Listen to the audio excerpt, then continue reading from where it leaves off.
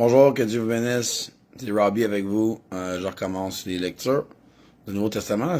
Ça a passé il y a une couple de mois, j'avais arrêté. Fait que j'ai désolé pour ceux qui aimaient ça. Il n'y en avait pas beaucoup, mais il y en avait certains. Fait que c'est ça. Mais c'est pas en arrêtant que ça va aider. Là. Fait que on continue avec Marc 10. Un homme ne doit pas renvoyer sa femme. Ensuite, Jésus quitte cet endroit. Il va dans la région de Judée, qui est de l'autre côté du Jourdain. De nouveau, les foules se rassemblent auprès de lui. Et il les enseigne comme il en a l'habitude. Des pharisiens s'approchent de Jésus. Ils veulent lui tendre un piège et lui demandent « Est-ce qu'un homme a le droit de renvoyer sa femme? » Jésus leur demande à son tour « Quel est le commandement que Moïse vous a donné? »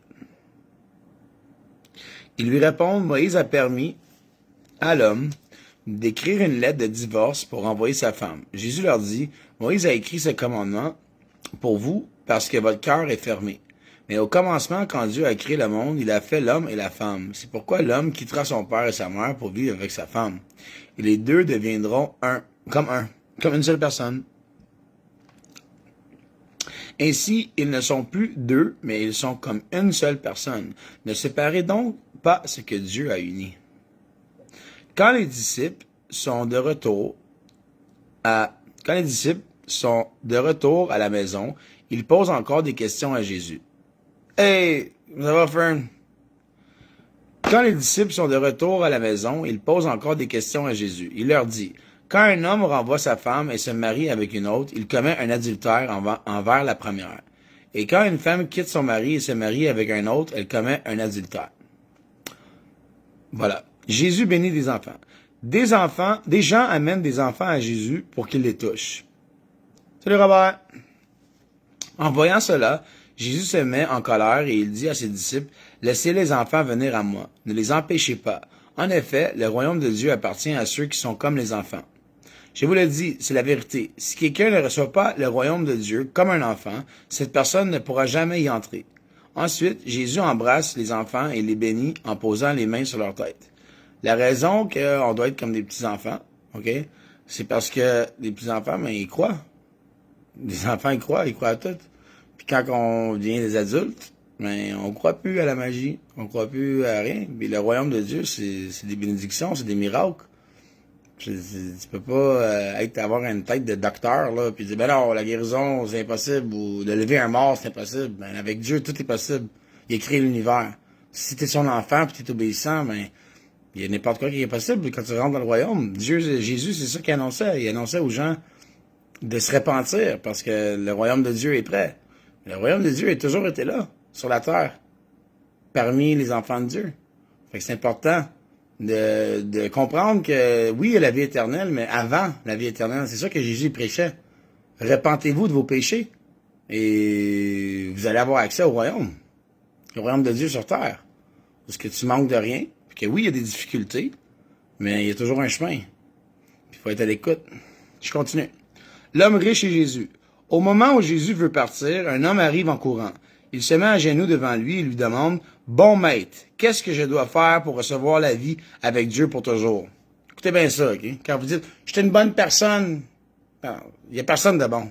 Okay? Il n'y a personne de bon. Jésus lui-même, OK? « Bon maître, qu'est-ce que je dois faire pour recevoir la vie avec Dieu pour toujours? » Jésus lui répond, « Pourquoi m'appelles-tu bon? Personne n'est bon sauf Dieu. » Jésus, il dit, « Il n'y a personne de bon. C'est juste Dieu qui est bon. » Fait que, arrêtez de penser qu'on est des bonnes personnes. On n'est pas des bonnes personnes, on est des pécheurs. Personne n'est bon sauf Dieu. Tu connais les commandements. Ne tue personne, ne commets pas d'adultère. Ça, c'est le riche qui va voir Jésus et qui demande qu'est-ce qu'il doit faire pour avoir la vie éternelle. Il dit, tu connais les commandements. Ne tue personne, ne commets pas d'adultère, ne vole pas, ne témoigne pas faussement contre quelqu'un, ne fais pas de mal aux autres, respecte ton père et ta mère. L'homme lui dit, Maître, j'obéis à tout cela depuis ma jeunesse. Jésus le regarde avec amour et lui dit, une seule chose te manque. Va, vends ce que tu as et donne l'argent aux pauvres. Alors tu auras des richesses auprès de Dieu. Ensuite, viens et suis-moi. Mais quand cet homme entend cela, il prend un air sombre.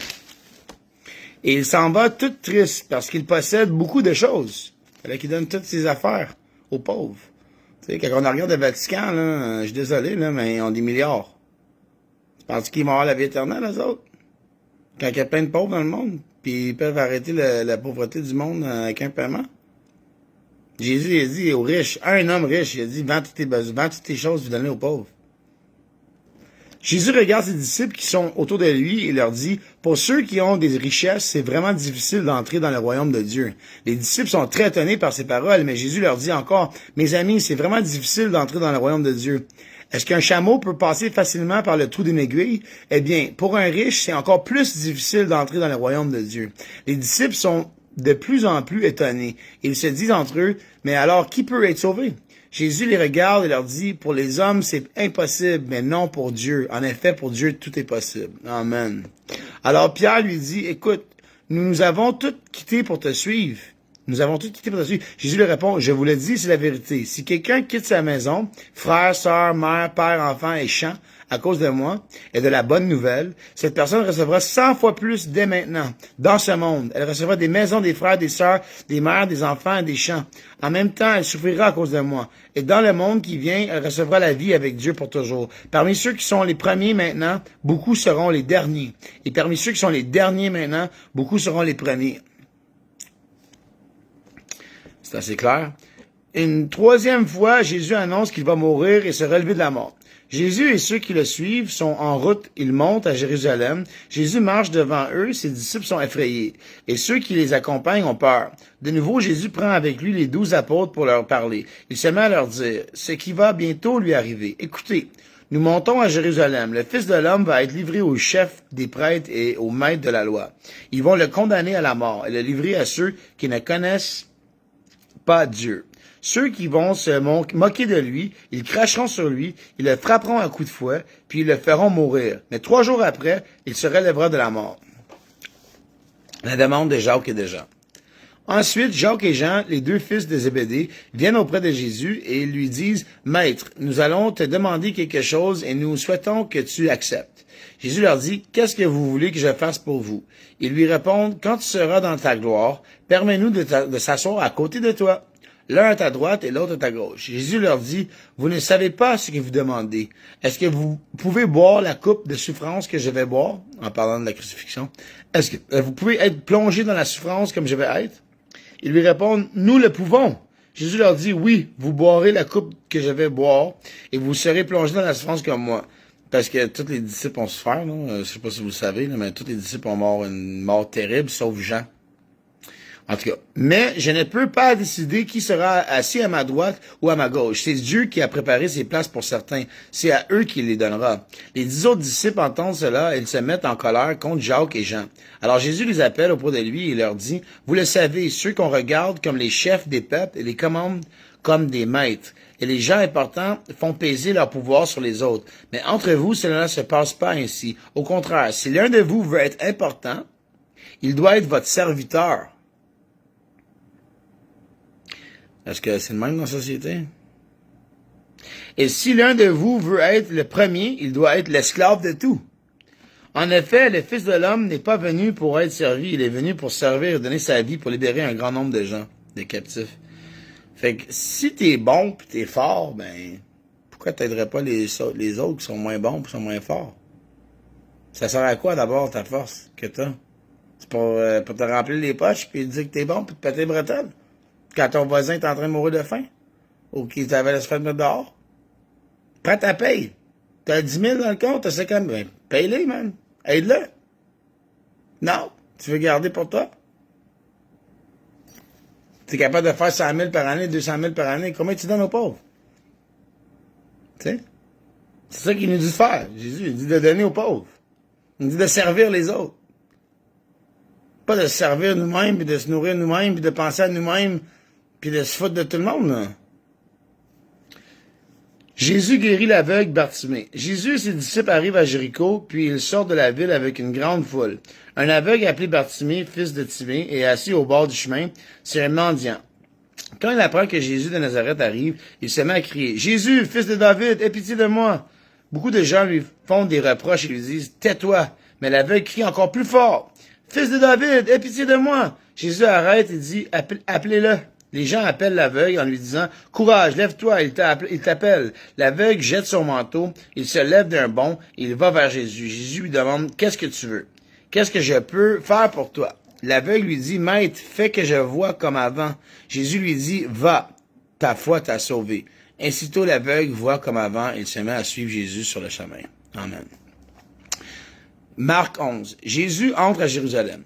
Jésus et ses disciples approchent de Jérusalem. Ils sont près de Bethphagée et de Béthanie, vers le mont des Oliviers. Jésus envoie 2 disciples en leur disant, « Allez dans le village qui est devant vous. Là, vous verrez tout de suite un petit âne attaché avec une corde. Personne ne s'est encore assis sur lui. Détachez-le et amenez-le ici. Quelqu'un va peut-être vous demander, pourquoi est-ce que vous faites cela? Vous répondrez, le Seigneur en a besoin, mais il va le renvoyer ici tout de suite. » Les disciples partent. Ils trouvent un petit âne dehors de la rue, attaché à la porte d'une maison, et ils le détachent. Des gens sont là.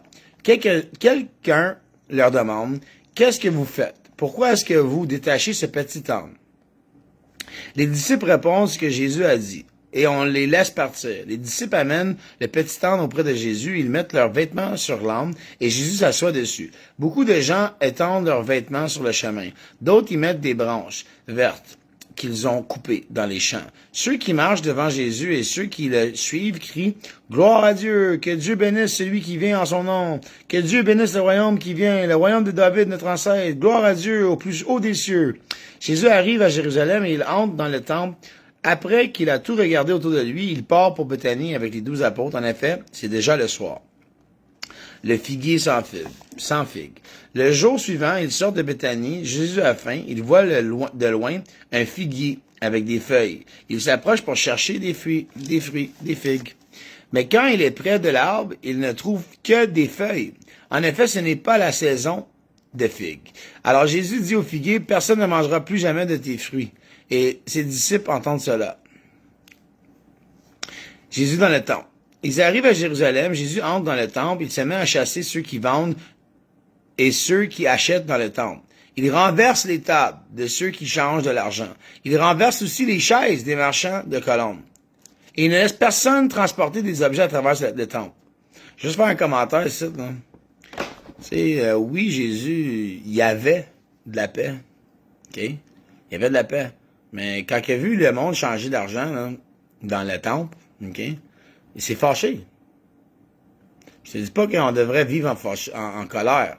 Même Jésus, il dit que si tu es en colère contre ton frère, tu vas avoir à répondre à Dieu. T'es contre. OK? Mais s'il y a quelque chose dans ton environnement que d'après toi est inacceptable par Dieu, dis-le. Dis-le. N'aie pas peur, là. Pas peur de personne. Si tu vois quelque chose que dans ton cœur, tu crois que c'est mal, dis-le. Même s'il y a 100 000 personnes contre toi, dis-le. Dis-le.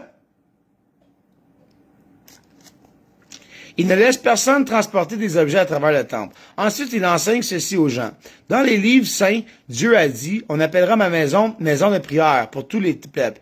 Et Jésus ajoute, mais vous en avez fait un abri pour les voleurs. Les chefs des prêtres et les maîtres de la loi apprennent ce qui se passe et ils cherchent comment faire mourir Jésus. En effet, ils ont peur de lui parce que toute la foule admire son enseignement. Quand le soir arrive, Jésus et ses disciples sortent de la ville. La foi et la prière. Le matin suivant, en passant le long du chemin, ils voient le figuier. Celle qui a dit de plus jamais d'avoir de fruits, le figuier. Il est complètement sec jusqu'aux racines. Pierre se souvient de ce qui s'est passé. Il dit à Jésus, « Maître, regarde, tu as jeté une malédiction au figuier et il est devenu tout sec. » Alors Jésus dit à ses disciples, « Croyez en Dieu. Supposons ceci, quelqu'un dit à cette montagne, « Va-t'en et jette-toi dans la mer. » Je vous le dis, c'est la vérité. Si cette personne n'hésite pas dans son cœur, mais si elle croit que sa parole va se réaliser, alors Dieu la réalisera. C'est pourquoi je vous le dis, quand vous priez pour demander quelque chose, croyez que vous l'avez reçu et Dieu vous le donnera. Et quand vous êtes debout pour prier, pardonnez à ceux qui vous ont fait du mal. Alors votre Père qui est dans les cieux vous pardonnera aussi vos fautes. Un autre commentaire que je vous dirais. Si là, il y a du monde dans votre vie que vous n'avez pas pardonné, là, prie pas à Dieu. Là. Ça sert à rien. Là. Il n'entend pas tes prières. Du tout, là. Ça n'a aucun effet. Fait que si t'haïs ta mère, t'haïs ton père, t'haïs ton voisin, t'haïs le gars à job, t'haïs l'autre que tu vois au bar, t'haïs ce monde-là, là, Ben, prie pas à Dieu, là. Jésus, il dit d'aimer tes ennemis. De bénir tes ennemis, de nourrir tes ennemis. Il dit pas des haïr, là. Tu peux haïr ce qu'ils font. Ça, c'est correct. Dieu, il nous aime tous, là. Même les violeurs, les meurtriers, ils aiment pareil. Ils aiment pas qu'est-ce qu'ils font. Mais lui, s'il se repent, n'importe qui sur la terre, qui dit non, de la manière que j'ai vécu, je veux plus vivre de même. Je veux me repentir. Je veux donner ma vie à Dieu. Mais cette personne-là, salut Cindy, cette personne-là qui se repent, là, peu importe les crimes, viol, meurtre, mensonge, fraude, n'importe quoi, là. Toute sa vie, là, il a vécu comme un trou de cul, là. Excuse mon langage. Puis, il se repent. Il dit à Dieu, je m'excuse, je réalise ce que j'ai fait. Puis il se repent. Ou qu'il y a de la haine dans son cœur, puis il pardonne. Dieu le reprend tout de suite, là. Dieu, il veut voir l'état de ton cœur présent. Fait que si maintenant tu es dans un état de pardon, de repentir de tes péchés, c'est parfait. Je te le dis, Dieu, il regarde pas ce que tu as fait hier, puis avant-hier, puis avant-hier. Il regarde ce que tu fais là.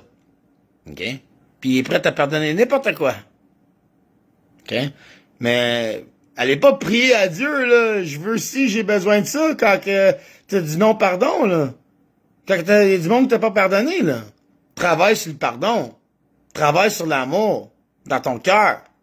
Puis quand il dit, là, je dirais à une montagne de bouger et d'aller dans l'océan, là. C'est possible, là, de faire ça, là. OK? Mais qu'est-ce que ça prend pour faire ça? Parce qu'il y a bien du monde qui ont peut-être essayé, là. Bouge, montagne, elle bouge pas. C'est l'état de ton cœur. Si ton cœur est plein de paix, plein d'amour, puis ta pensée est laser, ben ça peut fonctionner, OK?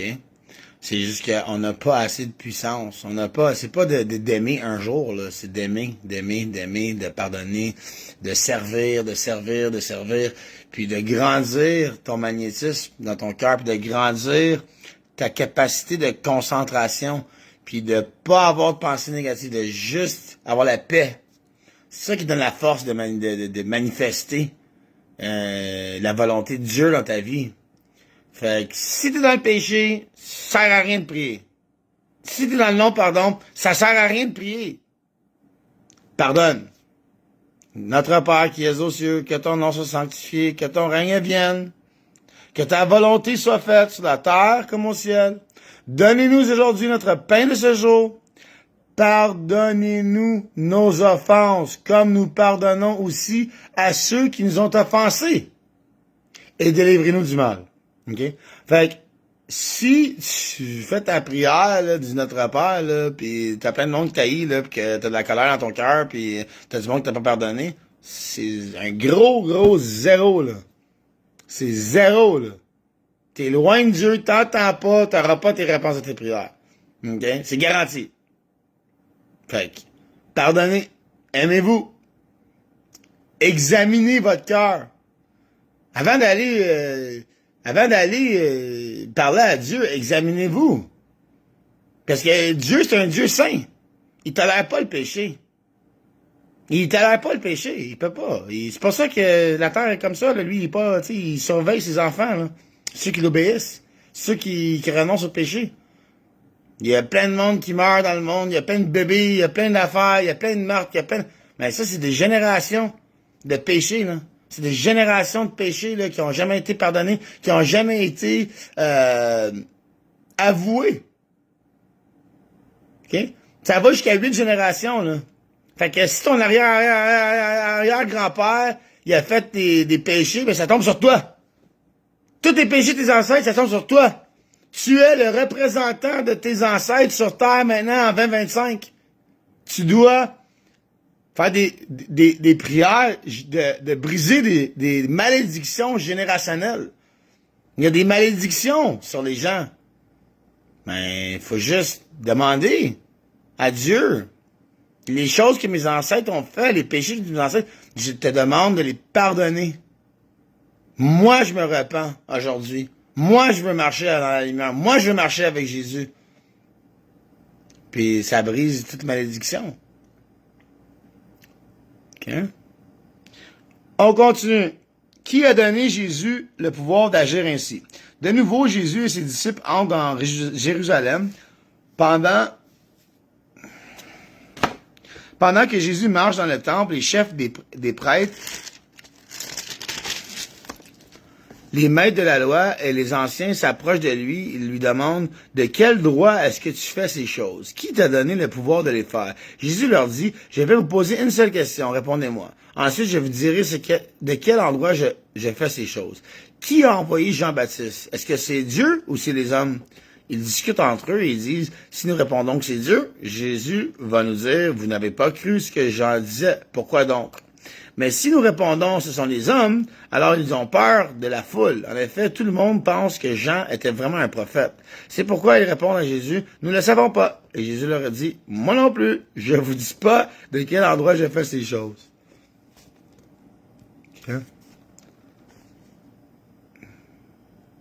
OK. Les vignerons méchants.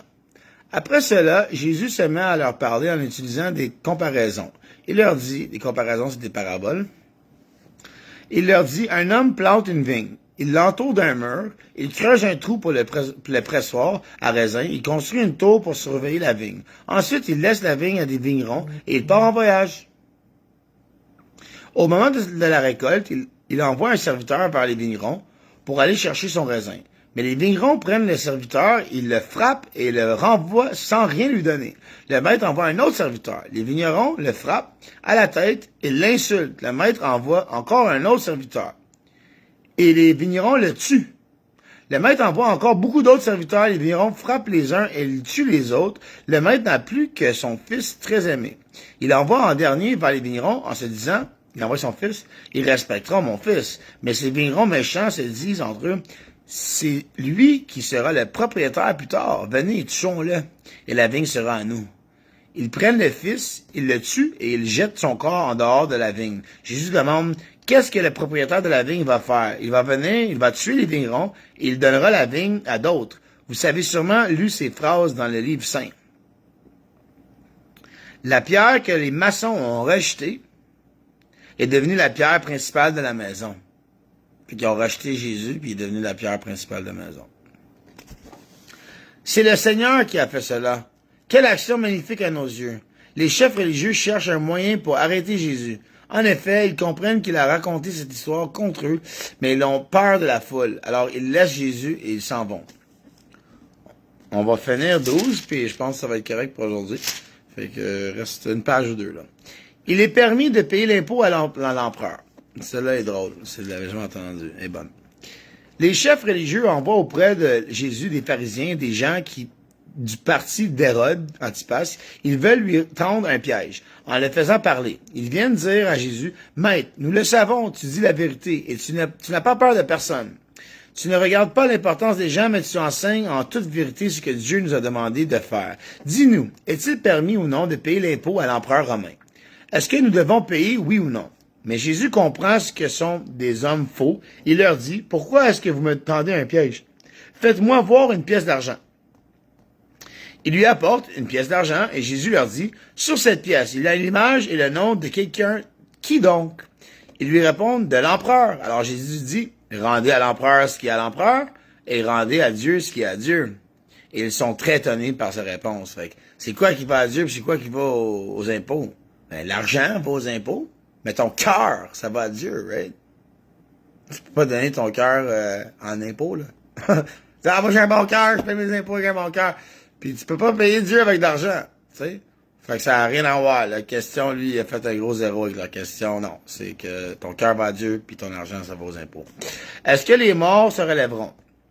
Quelques Sadduciens, en passant à ceux qui ne savent pas, des pharisiens et des Sadduciens, c'est des maîtres de la loi. Okay? C'est des prêtres juifs. Leaders du temps. Que c'est ça. Les leaders de religion qu'on a aujourd'hui sont aussi pourris qu'eux autres, puis c'est ça que c'est. Quelques Sadducéens s'approchent de Jésus. Les Sadducéens pensent que les morts ne se relèveront pas. Il interroge Jésus en lui disant, « Maître, Moïse a écrit pour nous dans la loi, un homme et une femme sont mariés. Ils n'ont pas d'enfants, et si l'homme meurt, son frère doit se marier avec la veuve. Et s'il donnera des enfants au frère qui est mort. Eh bien, supposons ceci. Il y a 7 frères, le premier se marie et il meurt sans laisser d'enfants. Le deuxième se marie avec la veuve, il meurt sans laisser d'enfants. Il arrive la même chose au troisième et aux autres aussi. Les 7 frères meurent sans laisser d'enfants. Après eux tous, la femme meurt à son tour. Quand les morts se relèveront, elle sera la femme de qui? En effet, chacun des 7 frères ont été mariés. A été son mari. Jésus leur dit, pour moi c'est évident, mais vous vous trompez. Est-ce que vous savez pourquoi? Parce que vous ne connaissez ni les livres saints, ni la puissance de Dieu. Quand les morts se relèveront, les hommes et les femmes ne se marieront pas. Ils vivront comme les anges auprès de Dieu. Au sujet des gens qui se relèveront, vous avez sûrement lu dans le livre de Moïse l'histoire du buisson. C'est là que Dieu a dit à Moïse, « Je suis le Dieu d'Abraham, le Dieu d'Isaac et le Dieu de Jacob. » Dieu n'est pas le Dieu des morts, mais il est le Dieu des vivants. Donc vous vous trompez complètement. Quel est le commandement le plus important? Ça, c'est mon favori, là. Un maître de la loi les a entendus discuter. Il voit que Jésus a bien répondu aux Sadduciens. Alors il s'approche de lui et lui demande, « Qu'est-ce qui est le plus important de tous les commandements? » Jésus lui répond, « Voici le commandement le plus important. Écoute, Israël, le Seigneur notre Dieu est le seul Seigneur. Tu dois aimer le Seigneur, ton Dieu, de tout ton cœur, de tout ton être, de toute ton intelligence et de toute ta force. » D'aimer Dieu. Et voici le deuxième commandement, tu dois aimer ton prochain, comme toi-même. Il n'y a pas de commandement plus important que ces deux-là. D'aimer Dieu, si tu aimes Dieu, ben tu vas écouter ce qu'il dit, puis d'aimer ton prochain. Parce qu'on est un. On est un corps en Christ. Ça veut dire que quand tu nourris quelqu'un, ben tu es en train de te nourrir toi-même. C'est pas compliqué, là. C'est ça que c'est, là. C'est ça que c'est le message de Jésus, là. On est un. Pas compliqué. Le maître de la loi lui dit à Jésus, « Très bien, maître, ce que tu dis est vrai. Le Seigneur est le seul Dieu. Il n'y a pas d'autre Dieu que lui. Nous devons l'aimer de tout notre cœur, de toute notre intelligence et de toute notre force. Nous devons aimer notre prochain comme nous-mêmes. C'est beaucoup mieux que de brûler des animaux pour Dieu et de lui offrir d'autres sacrifices. » Jésus voit que le maître de la loi répondit de façon intelligente. Alors il lui dit, « Ce n'est pas loin du royaume de Dieu. » Et personne n'ose plus poser de questions à Jésus. Le Messie et David. Jésus enseigne dans le temple, il pose cette question. Les maîtres de la loi disent que le Messie est fils de David. Mais comment peuvent-ils dire cela? David lui-même, rempli de l'Esprit Saint, a dit, « Le Seigneur déclare à mon maître, viens t'asseoir à ma droite. Je vais mettre tes ennemis sous tes pieds. » David lui-même dit que le Messie est son maître. Alors comment le Messie peut-il être aussi le fils de David? Jésus, c'est pas le fils de David, c'est le fils de Joseph, mais il est dans la descendance de David. Okay? David qui a écrit les psaumes, là, les psaumes. Okay? Fait qu'il dit, ben, comment ça se peut que Jésus, c'est Dieu? Fait que David parlait à qui? Quand il parlait à Dieu, il parlait au Seigneur, il parlait à Jésus, puis comment ça c'est dans sa descendance. Okay. Ne pas agir comme les maîtres de la loi. Une foule nombreuse écoute Jésus avec plaisir. Jésus dit dans son enseignement, « Attention, ne faites pas comme les maîtres de la loi. Ils aiment se promener avec de grands vêtements. Ils aiment qu'on les salue sur les places de la ville. Ils choisissent les premiers sièges dans les maisons de prière et les prières placent dans les grands repas.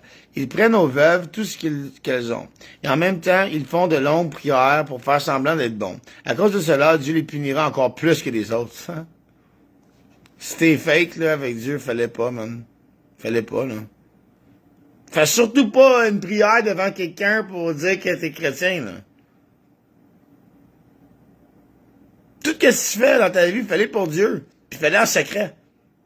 Tu sais? Je veux pas parler contre personne, là, mais il y a du monde qui, ils vont donner une pièce puis ils vont le dire à 2000 personnes, là. Ah, j'ai donné ça, moi je suis bon, j'ai donné aux pauvres. Ben, ouais, mais ok, parfait. T'as eu ta gloire. T'as eu ton crédit. Demande pas rien à Dieu, là. Dieu, il te demande de donner en secret. Anonyme. Tu sais, tu donnes quelque chose, t'en parles plus, c'est fini. Laisse pas ta main gauche à voir ce que ta main droite a fait. La veuve pauvre. Dans le temple, il y a un endroit où les gens donnent de l'argent en offrande. Jésus s'assoit. Bonne celle-là. En face, et il regarde ce qu'ils font. De nombreux riches mettent beaucoup d'argent. Une veuve pauvre arrive et elle met 2 pièces qui ont très peu de valeur. Alors Jésus appelle ses disciples et leur dit, « Je vous le dis, c'est la vérité. Cette veuve pauvre a donné plus que toutes les autres. En effet, tous les autres ont mis de l'argent qu'il avait en trop. Mais elle qui manque de tout, elle a donné tout ce qu'elle possédait, tout ce qu'elle avait pour vivre. Tu vois? Les millionnaires qui donnent des milliers de dollars à des charités là, pour avoir des déductions de taxes, là, regarde là. Puis c'est annoncé, là, puis c'est écrit, là, cette entreprise nous a donné 10 000 $. Il a eu son crédit. Là. Laisse faire Dieu. Dieu n'a rien à faire là-dedans. Là. Jésus annonce que le temple... OK, on a fini. C'est rendu à 13. On va continuer Marc 13 demain. Je vous aime. Que Dieu vous bénisse. Et passez une bonne nuit. Bye.